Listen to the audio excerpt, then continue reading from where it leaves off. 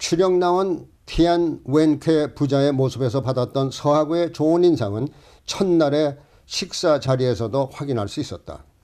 그것은 중국 굴지의 재벌답지 않게 진심으로 환대하는 모습이나 직접 즉석 요리를 하면서 음식을 나눠주는 접대, 그리고 서하구에 머무는 동안 바쁜 시간에도 불구하고 아랫사람을 시켜 대접하는 것이 아니라 한 번도 빠지지 않고 직접 자리를 함께하며 변함없는 행동을 보이는 데서 진정성을 확인할 수 있었다.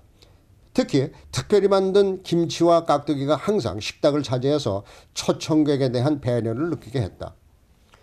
식사를 전후에 가지는 티타임에서 스스럼 없는 대화를 나누고 식사가 시작되면은 티안 웬케 회장이 직접 서비스를 하며 오랜 친지를 만난 것처럼 가족적인 분위기 속에서 식사와 대화를 나눌 수 있어서 식사 자리는 항상 부드러움을 유지할 수 있었다.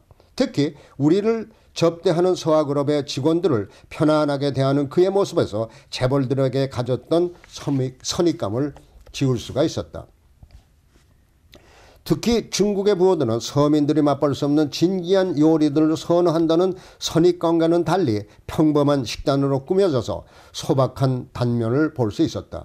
항상 신선한 야채와 생선류, 고기를 넣지 않은 만두를 비롯해서 찐 고구마와 옥수수 등 중산층 가정에서 볼 수 있는 식단이었다. 특별한 것이 있다면 싱싱한 사시미와 해삼, 전복, 성게 등 해산물이었는데 모든 것이 이곳 청정해역에서 잡힌 것이었으며 채소류도 무공해로 키운 올게닉이라는 점이다. 중국인들은 육식과 기름진 음식을 선호한다는 선입감을 깨어버렸으며 조미료는 일체 사용하지 않고 있었다.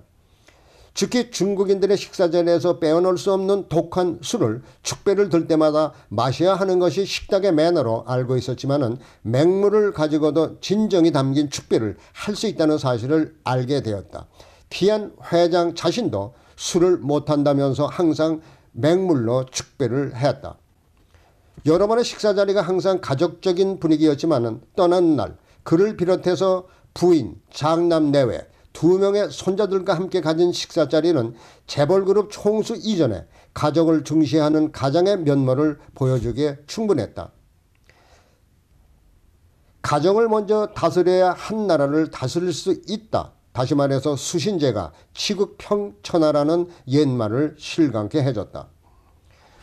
서하구를 떠나는 날도 장남과 함께 선착장에서 작별을 해주는 그의 모습에서 재벌 이전의 따뜻한 인간미를 느낄 수 있게 해줬다. 소박하고 가정적인 분위기 속에서 즐거운 식사를 할 수 있었던 것은 티안 회장의 입버릇처럼 자신은 가난한 농부 출신이어서 그와 같은 생활이 몸에 배어 있다고 말하지만은 초심을 잃지 않고 있는 것은 그만의 확고한 철학을 항상 지니고 있기 때문인 것으로 알았다. 그와 같은 사실은 70년대까지만 해도 서하구가 너무나 가난해서 주민들이 떠나버렸던 사실을 뼈아프게 느끼며 자신이 부를 이룩하게 되면 이것을 이상향으로 만들겠다는 결심을 실천에 옮겼던 것으로 증명을 하고 있다.